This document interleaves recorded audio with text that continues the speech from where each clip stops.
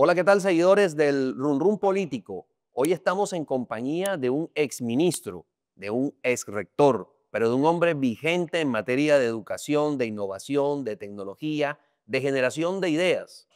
Nuestro invitado de hoy es Tito José Cristián.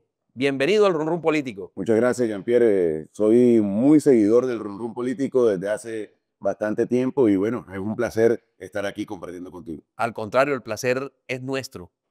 ¿Cómo va la educación en Colombia? Porque todo este tema de la tecnología, de la llegada de la inteligencia artificial, con todo lo que vivimos en medio de la pandemia del COVID-19, hizo que se replantearan algunos paradigmas educativos en el mundo. Pero ¿cómo la ve hoy en Colombia con estos retos?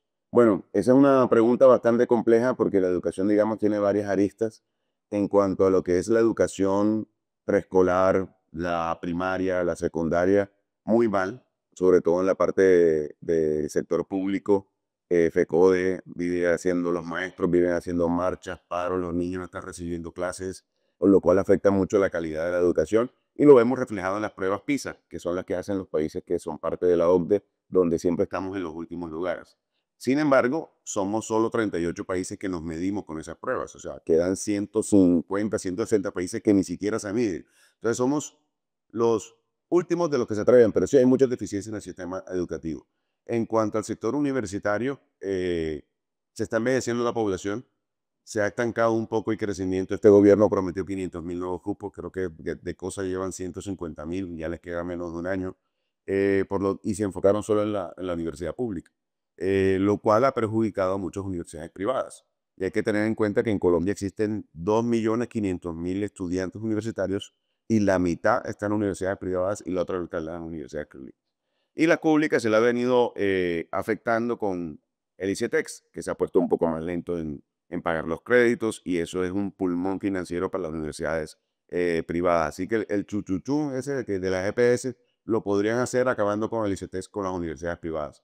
Pero digamos que en materia científica, Colombia ha venido incrementando los números de los artículos científicos, se han venido incrementando la inversión privada en ciencia, tecnología e innovación, pero tenemos 5.3 billones de pesos de LOCAT de ciencia y tecnología que viene de las regalías estancados en una fiducia. No ejecutan, no ejecutan, no ejecutan, y eso también ha generado, digamos, un vacío en la parte de la financiación de este tipo de proyectos en las universidades. Para tener más o menos un comparativo, digamos que un referente no tan lejano.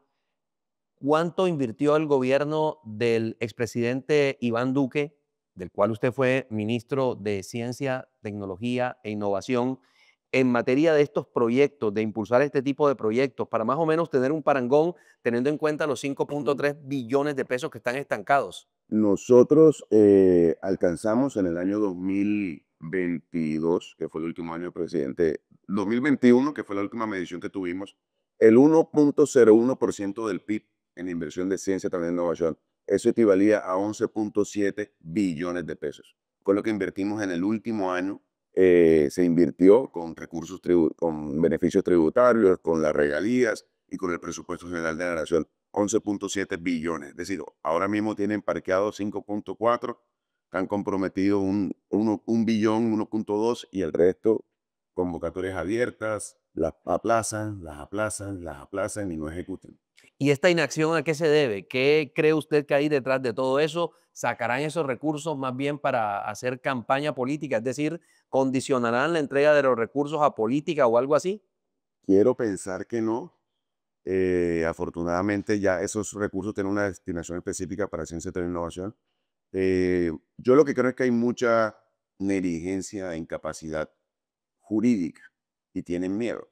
Hay mucha gente sin experiencia del sector público, que yo que estuve ahí, uno para firmar algo lo lee 3 veces y uno dice, wow, pero eso es una de las consecuencias de estar en el sector público. Pues estás asumiendo un riesgo, estás manejando recursos públicos, puedes cometer algún error. Entonces, hay muchas veces que ese miedo a embarrarla o a hacer las cosas mal los detiene y vuelve y estudian, estudian y es ahí donde cae en el reino de los mandos medios.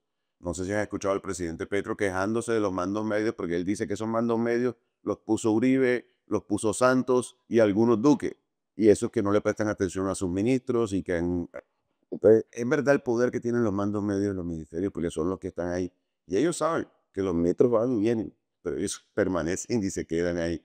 Entonces, ahí se juega un poco con todo eso, que si no tienen la preparación, la astucia, las capacidades de asumir riesgos, pues te da miedo y no firmas y va pasando el tiempo y se te acaba. Ya quedan menos de 400 días para que se acabe este gobierno.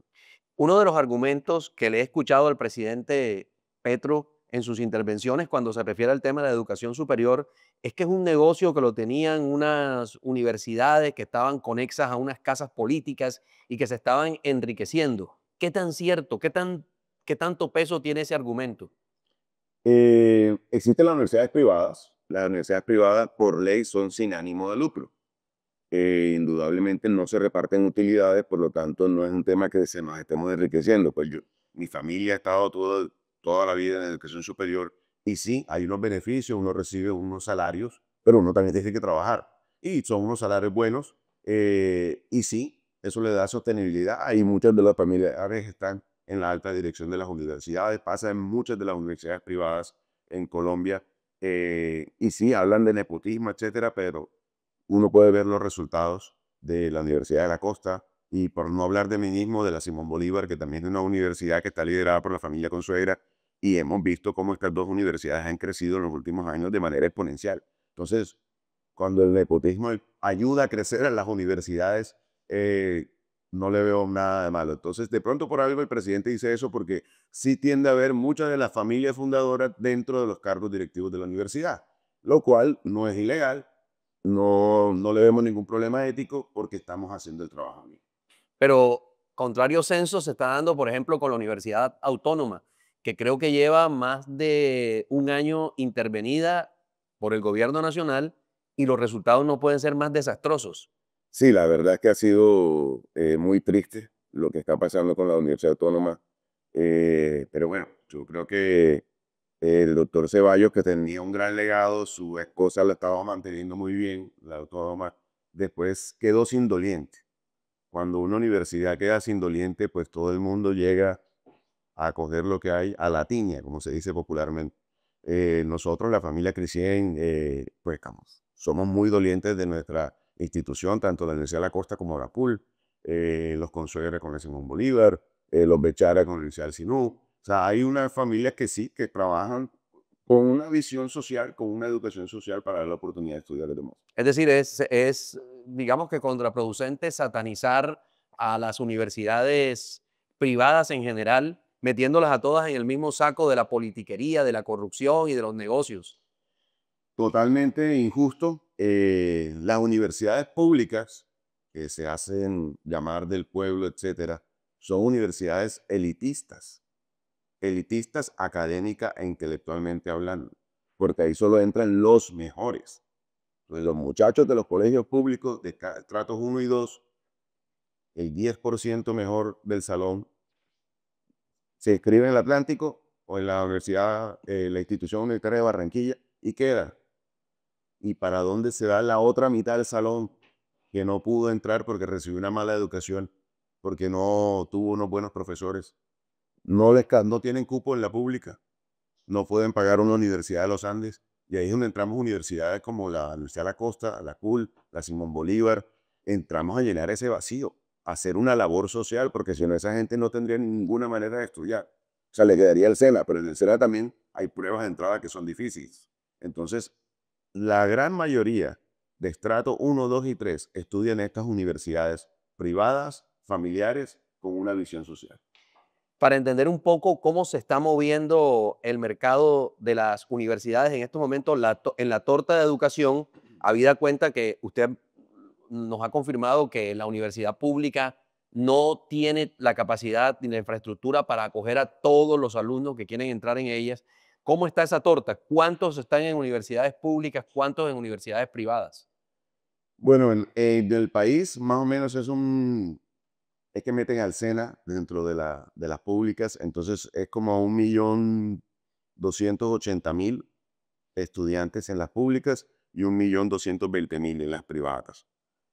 Son 35 universidades públicas en el país y hay también como unos 30 institutos, como la institución universitaria de Barranquilla, IUV, que se reparten esto. Son menos instituciones públicas con mayor población y muchas más privadas con poblaciones más pequeñas. Por poner un ejemplo, en Barranquilla, el Atlántico está en 24.000, 25.000 estudiantes, la CUC está en 12.000, la Simón está en 13.000, la Norte está como en 12.000, la CUL tiene 4.000, la Autónoma está como en 6.000. Son cifras más pequeñas, pero digamos que hay más estudiantes en Barranquilla, en universidades privadas, que en la universidad pública. Usted acuñó una frase que se hizo famosa, no solamente, o sea, trascendió los linderos de la Universidad de la Costa y se hizo famosa. En la educación está la solución. Habida cuenta o partiendo de la base que el mayor vehículo de movilidad social en el mundo se llama educación y sobre todo en países subdesarrollados como el nuestro. ¿Usted piensa que cada vez se le está cerrando más las puertas a los jóvenes? Se acabó, por ejemplo, con el programa de Ser Pilo Paga, que fue un programa que en su momento le dio oportunidades a muchos jóvenes y ahora con el tema de los créditos de ICETEX, ¿cree que cada vez se achica más la puerta para que esos jóvenes de escasos recursos puedan acceder a educación superior? Sí, totalmente, y también hay un sistema muy rígido. El Ministerio de Educación es demasiado intervencionista, demasiado regulador.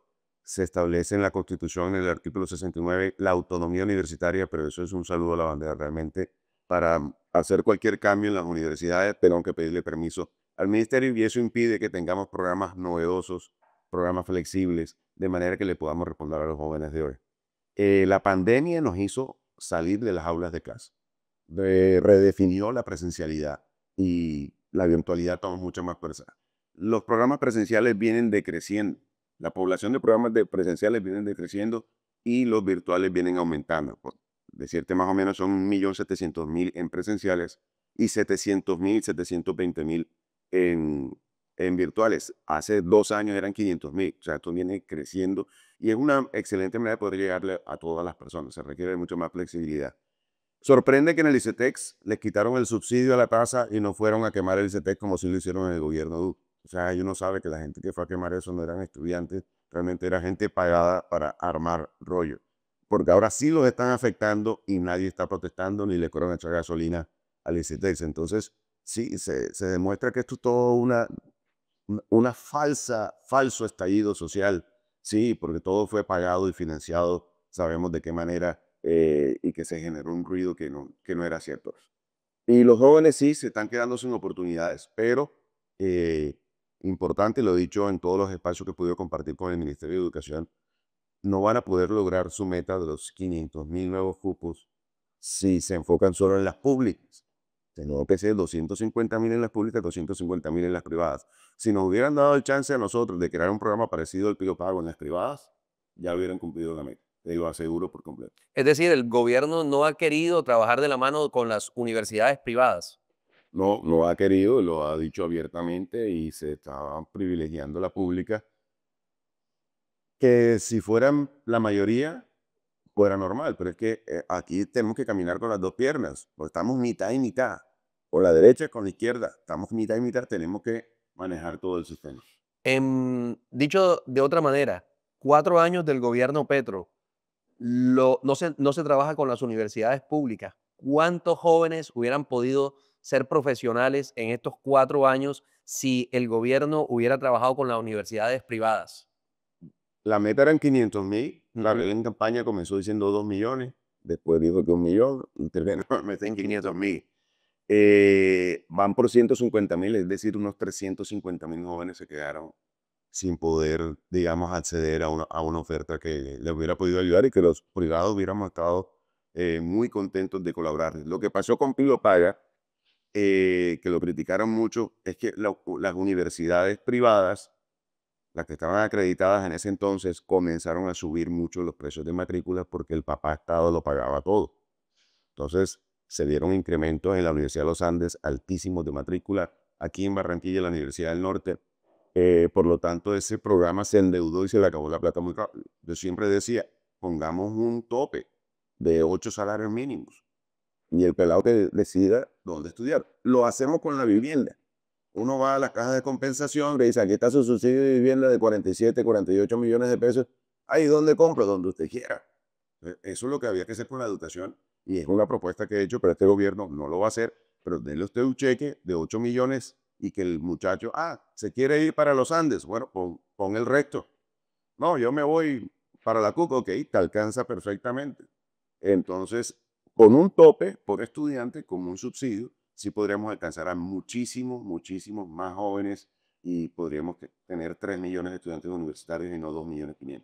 Pero lo paradójico de todo esto es que a mí me parece que, escuchando sus afirmaciones, me parece que el gobierno ni juega ni deja jugar, porque entonces, si no se juega con las universidades privadas, entonces hay que jugar fortaleciendo la universidad pública, abriendo más cupos y más programas. Eso tampoco se ha dado. Tampoco se ha dado y tengo muchos amigos en las rectorías de universidades públicas y siempre están pidiendo más plata, más plata, más plata, más plata. Yo le digo, porque ustedes no hablan de cupos, porque no hablan de nuevos cupos.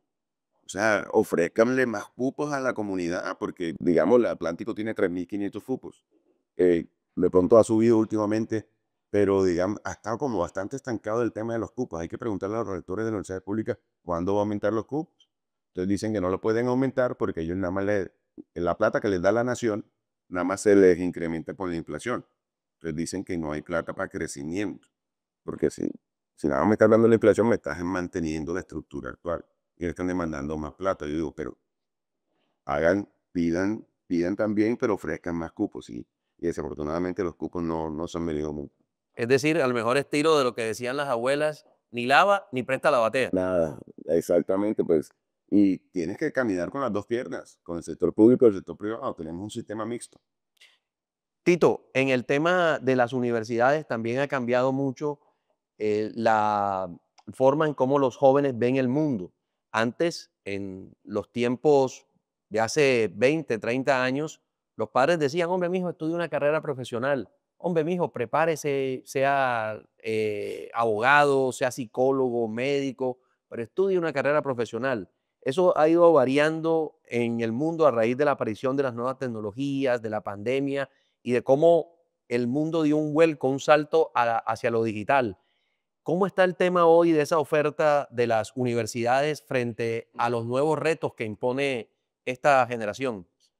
Estamos en un momento de transición, momento de crisis, de cambio, pero indudablemente estudios se siguen haciendo. La persona que logra tener estudios universitarios a lo largo de la vida va a tener 3 o 4 veces más ingresos que la persona que no lo tuvo.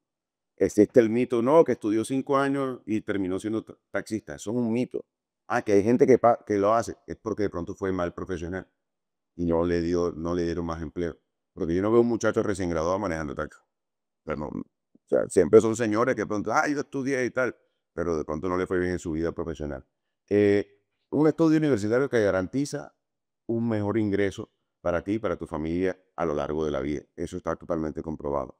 Pero digamos que las universidades son unas estructuras muy rígidas. Yo digo que las más rígidas son la iglesia, el ejército y las universidades. La cuarta eran los bancos y la tecnología los hizo cambiar. Hoy son plataformas tecnológicas que ofrecen servicios financieros, ya no son bancos. Entonces vemos todas las fintech y los bancos con las aplicaciones, porque antes uno iba a un banco a las 4:01, no puede entrar. Oye, pero te voy a traer plata, no puedes entrar.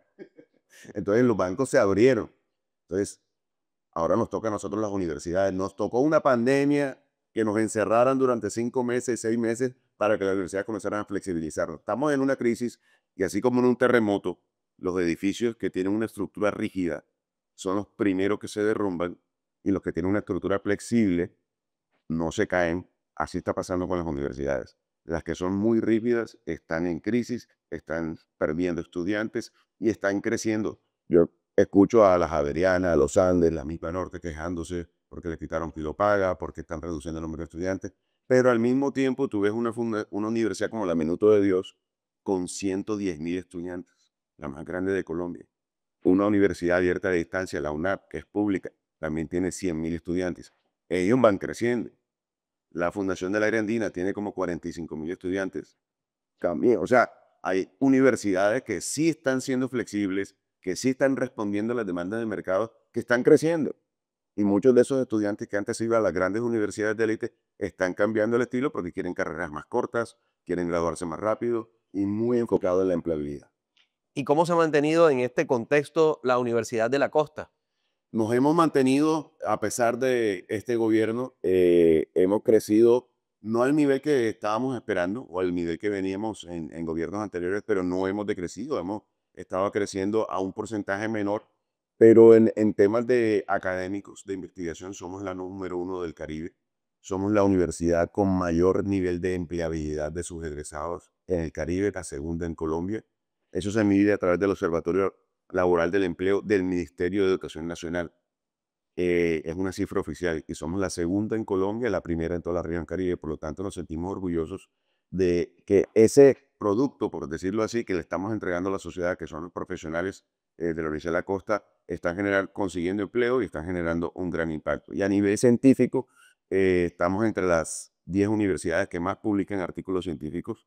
Somos la segunda universidad más citada, que cita en los artículos científicos nuestros, porque así tú mides la calidad. Tú puedes publicar muchos artículos, pero si nadie te cita, es porque no sirve para nada. Entonces nosotros somos la segunda en Colombia en citaciones, estamos entre las 10 primeras. Sí, en la parte científica hemos tenido un crecimiento enorme gracias a muchas redes. Entonces sí, nos ha ido bien, seguirá yendo bien gracias. ¿Cuál es el mayor reto de las universidades, además de la flexibilización que usted mencionó, con miras a la generación que está egresando de los diferentes colegios, de las diferentes instituciones educativas públicas y privadas? No, el mayor reto de toda universidad en Colombia es el Ministerio de Educación. Pero de ese ya hablamos. Ya con respecto a los estudiantes, bueno, el mundo cambió en diciembre del 2022, ni no porque Messi ganó el Mundial, sino que apareció ChatGPT y apareció la inteligencia artificial, las herramientas generativas de inteligencia artificial, porque inteligencia artificial existe desde los años 80, sino que no había habido una herramienta tan sencilla como ChatGPT o Gemini o todas estas en la que uno pudiera interactuar con la inteligencia artificial. Entonces, veníamos evaluando de una manera de escríbeme un ensayo, hazme un trabajo escrito, que ahora lo puede reemplazar y hacer ChatGPT mucho más rápido. Entonces nuestro mayor reto es cambiar el modelo de evaluar. Tenemos que cambiar los modelos de evaluación. A estos jóvenes hay que evaluarlos diferente. Y muchas de las cosas ya la tienen en internet, en YouTube, en tutoriales. Por lo tanto, nosotros las universidades tenemos que trabajar en la parte humana del estudiante, su proyecto de vida. Ahí es donde no nos va a reemplazar la inteligencia artificial. Pues hay que cambiar las competencias emocionales, los power skills, que más le dicen las competencias blandas, la comunicación, el trabajo en equipo, el liderazgo, todo este tipo es lo que tenemos que trabajar con las personas. No importa si es ingeniero, no importa si es psicólogo, hay que trabajar en la persona. Y ese es el mayor reto que tenemos, porque ya no podemos seguir preguntando cosas de memoria. Ya no podemos mandar ese trabajo escrito porque 2 minutos sale el trabajo y la entrega. Pues los profesores estamos pensando cómo vamos a evaluar, cómo vamos a ver. En la Universidad de la Costa creamos las electivas de humanidades para hacer el proyecto de vida. Entonces trabajamos proyecto de vida con estudiantes. Desafortunadamente hemos visto muchos casos de suicidios. En la Universidad de la Costa nos ha pasado en 2 ocasiones, en la Universidad del Atlántico también. Y esta juventud, digamos, tiene un gran problema de salud mental. Por eso nos tenemos que enfocar en ellos. Y ese es el mayor reto que tenemos. Trabajar en el ser humano, en la persona. Por los conocimientos disciplinares los puede tener por YouTube, por el profesor, por artículos científicos, pero esa interacción humana, no hay ninguna máquina ni inteligencia artificial que no las pueda reemplazar. Es decir, pasarán o el gran salto es de calificar la capacidad de memorización o de caletearse, como decíamos nosotros aquí, Sí, sí. ese pelado es caletero, esa pelada es caletera, a comenzar a evaluar al ser humano, pero de una manera integral. Total. Nosotros en Colombia se trabaja por el modelo de formación por competencias. Una competencia es un conjunto de 3 cosas. Conocimientos, ahí hay que caletear Sí, el conocimiento, pero no es suficiente con el conocimiento. Conjunto de conocimiento, habilidades, hay que practicar y adquirir esas habilidades y actitudes, porque puede que, un ejemplo bueno es nadar, puede que tú te aprendas toda la teoría de cómo nadar, pero si no te tiras en una piscina no vas a saber nadar de verdad, no vas a tener la competencia. Y además necesitas una actitud positiva, que te puedas enfrentar al agua, que enfrentes tus miedos. Y es ahí donde tenemos que trabajar, sobre todo las actitudes, que estos jóvenes que tienen muchos problemas de salud mental los puedan superar y tener una actitud positiva frente a la vida para que aprovechen ahí sí las habilidades, los conocimientos. Entonces sí, hay que formarlos integralmente en ese conocimientos, habilidades y actitudes, sobre todo ahora con esta juventud, en las actitudes.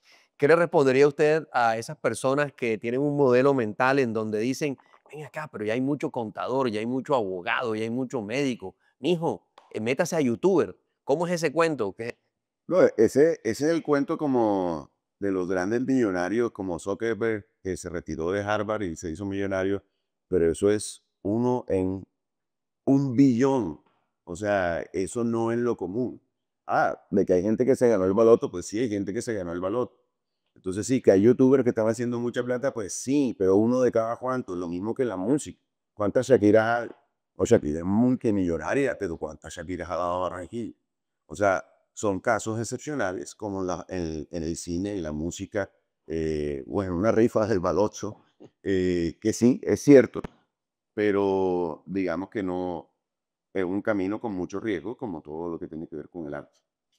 Tito, usted irrumpe ahora, porque lo dije desde el principio en la presentación, usted es un enamorado, seducido, atrapado por la innovación, por la tecnología, por los nuevos retos que impone el mundo tecnológico. Em, Comienza el segundo semestre del año 2025 con una oferta bien interesante para esos jóvenes que quieren ir un paso adelante y que quieran estar, digamos que, encasillados en una tendencia global, es decir, no quedarse en Barranquilla, no quedarse en el Caribe, no quedarse en Colombia, sino trabajar a nivel global. ¿En qué anda usted? Cuéntenos de eso. Bueno, recientemente lanzamos la Fundación Universitaria para la Investigación, Desarrollo Tecnológico e Innovación, IDTEC. Es una universidad de tercera generación, una Startup University. La universidad de primera generación se enfoca o se enfocaba principalmente en la docencia. Luego viene una universidad de la escuela alemana, que es la Universidad de la Investigación. Y ahora se necesita una universidad de tercera generación, que es la Universidad de la Extensión, la que trabaja de la mano y forma a los jóvenes con empresas. Y desde el primer día van a tener prácticas empresariales en esta universidad. La visión de IDTEC es garantizar el pleno empleo en todos sus graduados. Es la única universidad que hace esa apuesta y que hace esa promesa a sus estudiantes. Si usted estudia con nosotros, usted no va a estar desempleado nunca. Y tenemos esa visión y por eso tenemos que trabajar de la mano del sector empresarial. Y lo primero es formar lo que está demandando el sector empresarial: programadores, desarrolladores de software, mercadeo digital, analítica de datos, inteligencia artificial para los negocios, ingeniería de software, gestión de proyectos de ciencia, tecnología e innovación. Eso es lo que está demandando el mercado laboral y eso es lo que vamos a ofrecer en IDTEC. ¿Cuándo arranca? Arrancamos el 4 de agosto y mucha gente me decía, pero vas a entrar a competir. Y yo, es que no vamos a recibir masivamente. Una universidad de tercera generación no vive de las matrículas. No vive de las matrículas. Yo no voy a recibir a cualquiera. Vamos a ser muy Selectivos. estrictos, muy selectivos, porque queremos son muchachos con talento, que sepamos que se van a desempeñar bien en las empresas. Hay unas escuelas de programación, hay una que se llama Riwi, que está en Medellín y creo que están abriéndola acá en la Fábrica de la Cultura, donde las empresas le pagan hasta 20 millones de pesos porque le coloques un buen programador. Las empresas le pagan a las instituciones y eso es lo que nosotros también queremos hacer, que nos paguen por colocarle buenos empleados, buenos colaboradores. Y eso es lo que estamos haciendo. Por eso no podemos recibir a todo el mundo. No podemos recibir a todo el mundo porque necesitamos garantizar talento en la visión de Intel. Entre otras cosas porque ya la versión esa del sueño americano de los años 80 de irse para Estados Unidos para trabajar en McDonald's, a un part-time y después salir a limpiar oficinas, eso cambió completamente. Ahora el sueño americano es quedarse aquí ofreciendo servicios Con sueldo de allá. con sueldo de allá, ganando en dólares pero pagando en pesos. Sí, en el programa de Ingeniería de Sistemas, no solo en la CUC, sino a nivel nacional, muchos estudiantes desertan en quinto y sexto semestre porque ya empiezan a ganarse $1,000, $2,000 mensuales y ya, ¿para qué voy a terminar si estoy Ya ganando son los tanto? capitos del barrio. Entonces, exactamente. Entonces, sí, les decimos, no, pero ya gradúense, miren, terminen después de formación, así les va a ir mejor. Pero sí, hay una gran demanda de programadores y desde- no estamos formando lo suficientes. Esta persona que te digo yo de la escuela Riwi me decía, el mercado es grandísimo, me están pidiendo, yo no doy abasto. Él tenía como, no sé, como 200 estudiantes y los está colocando constantemente. ¿Cuánto es la expectativa, digamos, ya nos dijo que van a ser muy selectivos, que van a tener unos filtros rigurosos para el ingreso, pero ¿con cuánto se sentiría satisfecho usted en nivel de matrículas para ahora, para el primer semestre? No, vamos a comenzar que ahora mismo con 6 programas, yo espero tener por lo menos un grupo en cada uno de estos programas de 30, entonces unos 180 estudiantes que podamos comenzar a dar a uso. La novedad también es que no es por semestre, sino por bimestres. Sí, son 10 bimestres al año, te digo, 5 bimestres al año, donde vamos a estudiar 10 meses. Uno en la universidad tradicional habla de semestre, pero en realidad el semestre no dura un semestre, son 16 semanas. El periodo académico es Eso se da cuenta uno cuando es padre de familia y tiene que pagar. entonces, realmente el semestre dura 4 meses, 4 meses. 16 semanas. Nosotros lo que hemos hecho, lo hemos dividido en periodos de 8 semanas. Lo dividimos por la mitad. Entonces, ves la mitad de las materias pues, con el doble de horas y nos permite graduar más rápido. Un profesional lo vamos a tener en 3 años y medio, 4 años, un técnico en año y medio y un tecnólogo en 2 años, 2 años y medio. Porque vamos a tener menos vacaciones, va a ser un poco más intensivo, va a ser una modalidad principalmente virtual, aunque también tenemos presencialidad, yo llamo on demand. Cuando el estudiante quiera interactuar con un tutor de manera presencial, pues va a nuestras oficinas, va a nuestra sede y ahí siempre va a haber un equipo de gente dispuesto a colaborar.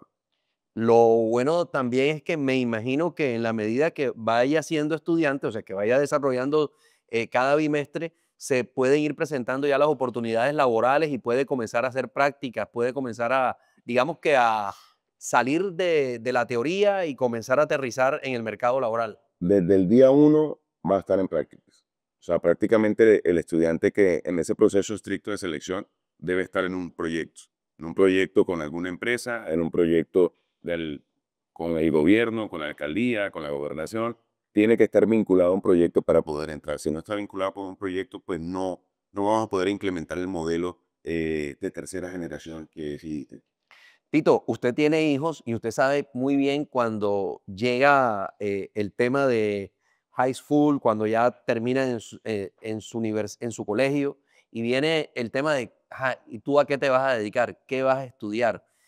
¿Cómo debe ser esa actitud de los padres, ese asesoramiento de los padres para que no obligar a los hijos a que terminen estudiando lo que uno quiere, ni tampoco atravesársele en los planes de ellos, porque muchos tienen de pronto planes de yo me quiero ir para tal o me quiero ir para acá? ¿Cómo manejar ese equilibrio y qué carreras recomendaría usted? Eso es una pregunta como bastante general porque cada caso es particular, pero ¿dónde le dijera a usted no se vaya a meter en eso porque por ahí no es? Yo creo que hay las carreras que tienen trabajos repetitivos y operativos, se va a disminuir la demanda. Un caso es pues, contaduría pública. La inteligencia artificial pues, va a comenzar a reemplazar eh, muchos de estos procesos que son operativos, repetitivos. Y ahí digamos que es una carrera que está como en la expectativa de que no va a poder seguir creciendo. Indudablemente ingeniería de sistemas y todo lo que tenga que ver con tecnología, desarrollo de software, es lo que está.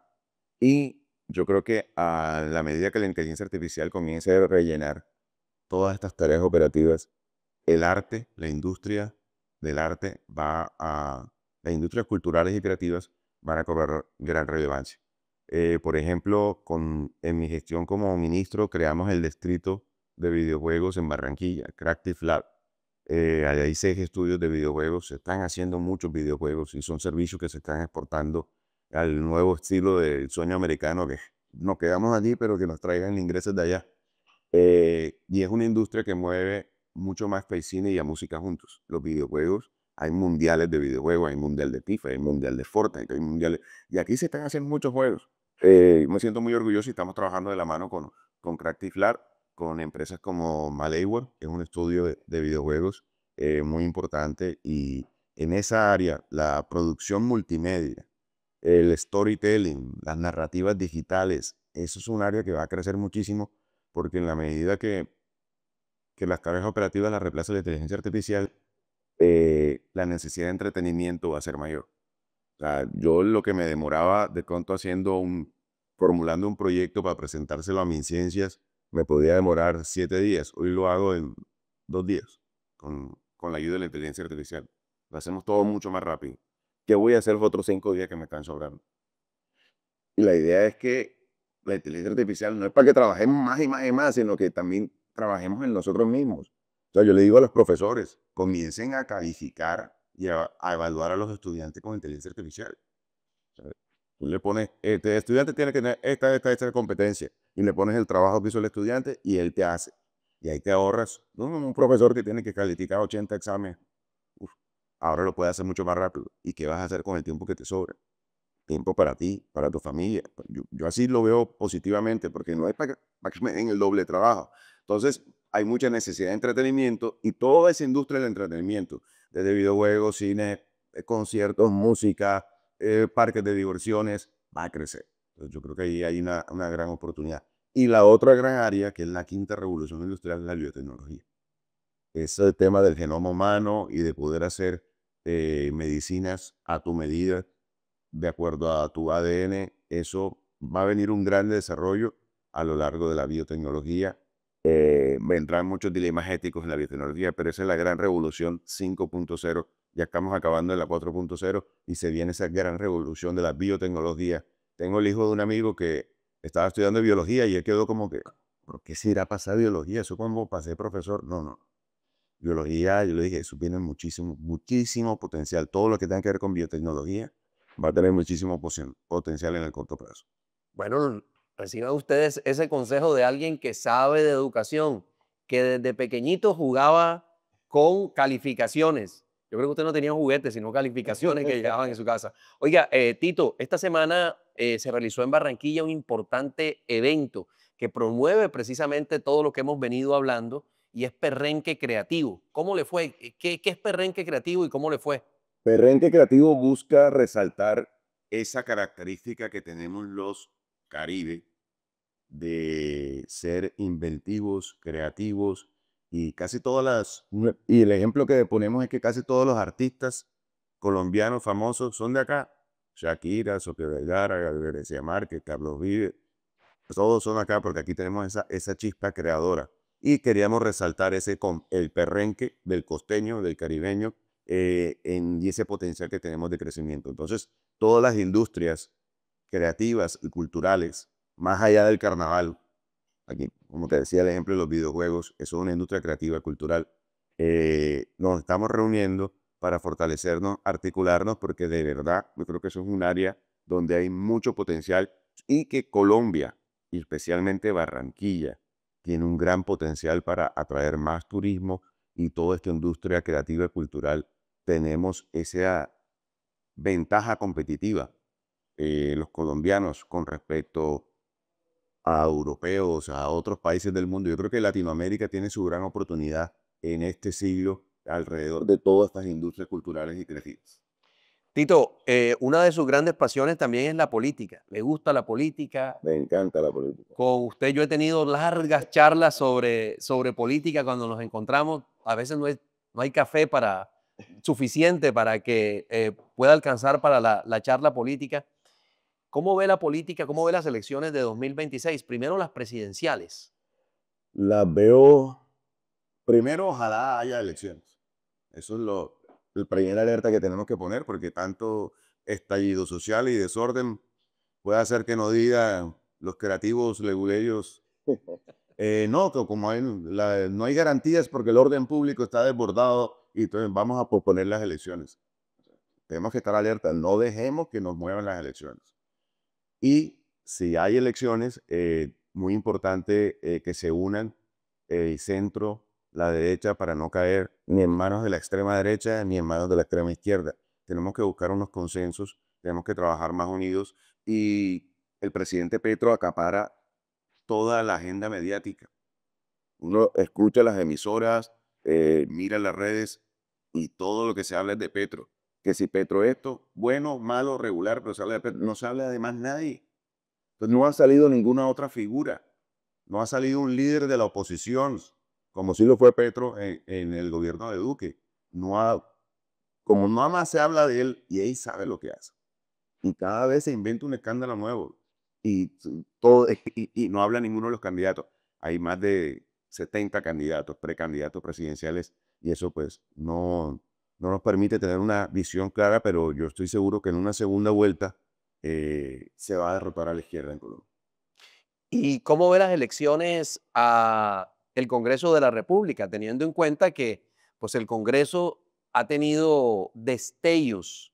Yo no diría que completamente, porque la Cámara está entregada, pero el Senado ha tenido un importante papel en lo que tiene que ver con la hacer respetar la independencia de poderes. Luego, entonces, ahora viene un nuevo debate electoral para el Congreso en donde vamos a elegir representantes a la Cámara y senadores. ¿Cómo ve ese proceso, sobre todo de importancia hacia las regiones y entre otras cosas, cómo le va a apostar el grupo de la CUC, como le dicen, o la Casa Crisien para esas elecciones? Bueno, ahora mismo, como lo dices tú en el Senado, vimos la consulta, 49 votos a 47. El gobierno no tiene mayoría. Los partidos de izquierda logran alcanzar como unos 35 o 36 senadores, más algunas alianzas llegaron a los 47, pero yo creo que la izquierda va a decaer. Así como el Centro Democrático en un momento iba a tener 20 senadores, hoy tienen 14. Pacto Histórico tiene 20, yo creo que también van a caer, van a tener un bajón a unos 14 y ese paso pues lo van a ganar los partidos tradicionales, o sea, el conservador, el partido de la U, Cambio Radical y los liberales. Yo creo que eh, van a salir fortalecidos en estas próximas elecciones, van a haber unas mayorías de centro derecha, como las que han Senado, la Cámara no está, como bien lo dices, pero creo que en ambas cámaras va a haber una mayoría de centro-derecha con los partidos tradicionales que van a recuperar muchas de esas curules, ya que se acabó la novedad del cambio y del supuesto cambio y pacto histórico, etcétera. Entonces ahí va a haber un cambio. Aquí a nivel local estamos trabajando con mi primo Ernesto Crisien, él fue concejal, fue diputado y estamos organizando pues una campaña para Cámara de Representantes. Como bien lo sabe, mi hermano fue 16 años congresista por el partido de la U y estamos trabajando con el partido de la U. Sabemos que este partido también se disminuyó porque se fue Marta Villalba, se fue Pulgar, se fueron importantes electores y quedamos con una menor votación, por eso estamos buscando hacer una alianza con el Centro Democrático para llevar una lista en conjunto y si uno, en política uno más uno no es dos, pero nosotros a la lista a asamblea, Partido de la U sacó 88.000 votos y Centro Democrático sacó 89.000 votos. Entonces ahí estamos hablando de casi 180.000 votos. Castiguémoslo, quedamos como en unos 120. Ahí estoy seguro que vamos a obtener una curul. Es decir, hay buen horizonte para el tema de político. Sí, sí, sí, ahí vamos a tener una curul y esperemos pues hacer unas buenas alianzas. Tito, yo le agradezco mucho el espacio, el café, el haber compartido tantos temas, porque si algo, y se lo decía fuera de micrófono, si algo agradezco de usted es que usted no veta temas, pregunta por lo que quieras, pregunta lo que sea, y qué bueno este ejercicio en donde